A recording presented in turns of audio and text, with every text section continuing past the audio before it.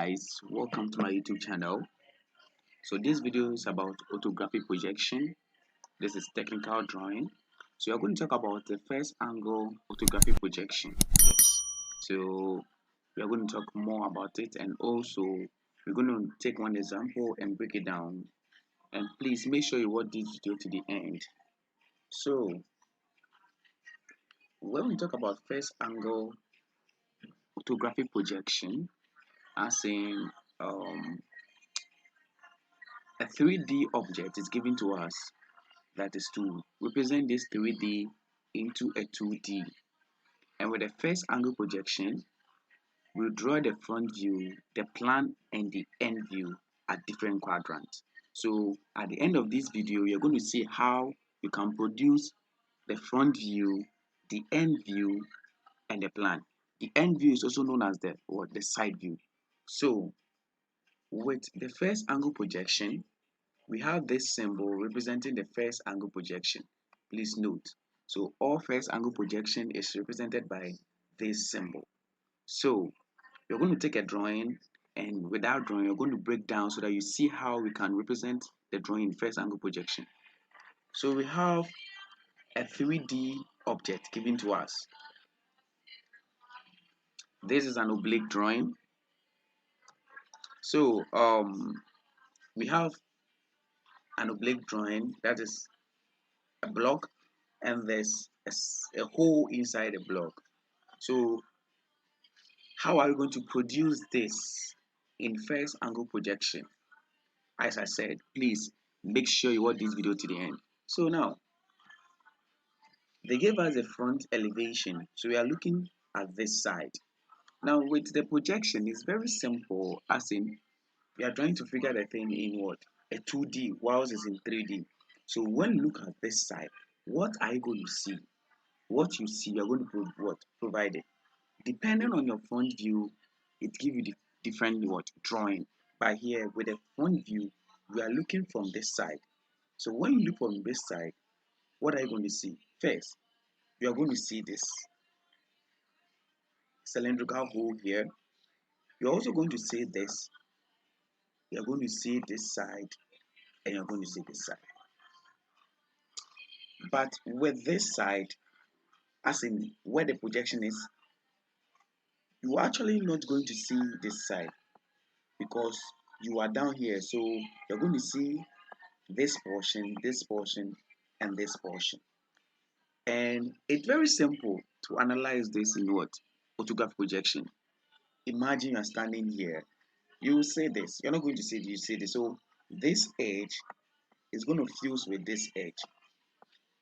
So you're going to see the hollow cylinder, that's the hollow cylinder. You're going to see this, you're going to see this side. And after you fuse them together and you draw them in what? A 2D. So how are you going to draw this in the 2D? This would be like something like this. Let me do a roughing sketch. It will be a roughing sketch, and you have the hollow cylinder inside. So the projection is very simple. Looking at the front view, what you see this, and that, and then bring them together as a 2D drawing and you represent it. Now, we have something called a plan. The plan is when you are standing on top of the drawing. Imagine you're in the house. Mostly the civil engineers and architects use this to draw the plan of a house. You see, when they draw the plan, it is flat. After they build a house, it becomes a 3D. So when you look on top of this one, you're going to see this and you're going to see this. But note something. The trick in the first angle projection is that whatever you see or what is visible on the front view is not visible on the plan. And what is visible on the plan is not visible on what? The front view. Please note this. So we have this hole. You're not going to see it on the what? The plan, but it cuts through it. So you are going to represent this hole as what? Dash lines to see that it cuts through it. But it's not going to be visible on the plan. But the plan will be this and that, because this edge is going to fuse with this edge. And the side view or the end view, you can see that it will be this side. because you're not going to see this side. You're going to see only this side. This is this side. So let's take how we can produce it. So when producing it, we have the way of doing it. So we have the quadrant. Whenever you are drawing projection or orthographic projection first angle, please follow this procedure. Now, whenever you are drawing, you should leave that is 10 millimeters apart. So we consider this 10 millimeters, 10 millimeters, and 10 millimeters from the center, and 10 millimeters from the down. Let's see this object. So now we're going to produce the front view here. Let's see the front view. You're going to see this. You're going to see this side. So note that whenever you produce that, you must also make an angle of 45 degrees. That will help you to produce the side view. Note this angle is 45 degrees. Please note, you construct 45 degrees angle here so that you capture it. Now you see this, we can see this side and this side.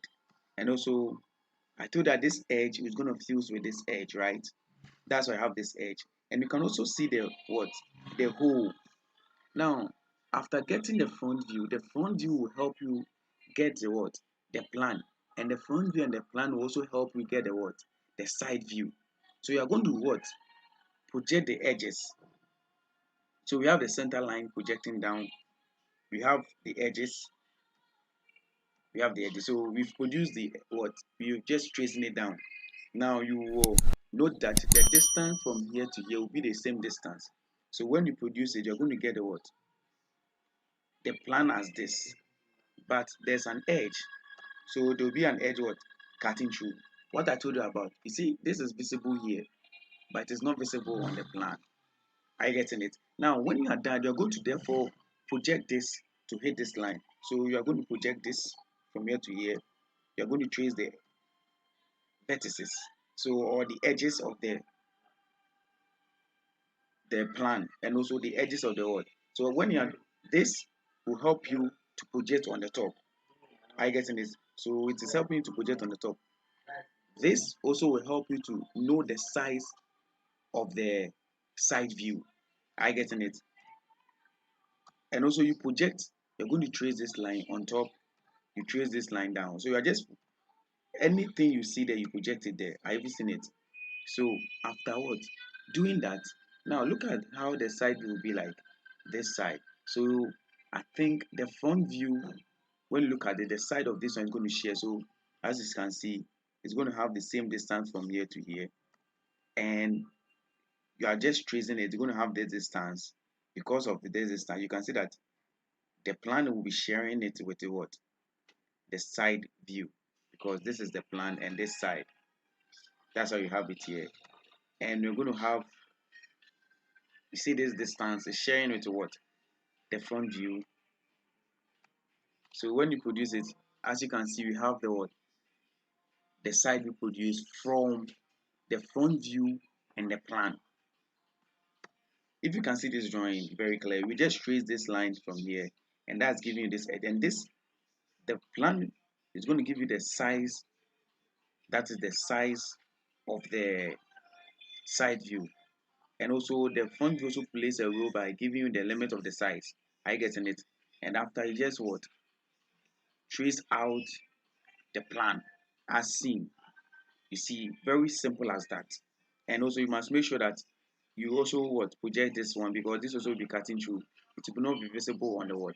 The side view. But you must make sure that you show the what? The center lines. Very simple as that.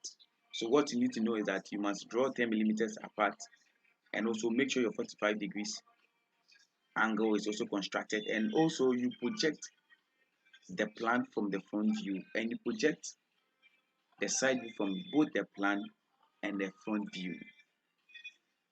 As very simple as that. And please don't forget to note the symbol for what? The first angle projection. Thank you very much for watching this video, and I hope you like the video. Please check the subscription button and subscribe for more videos. Thank you very much.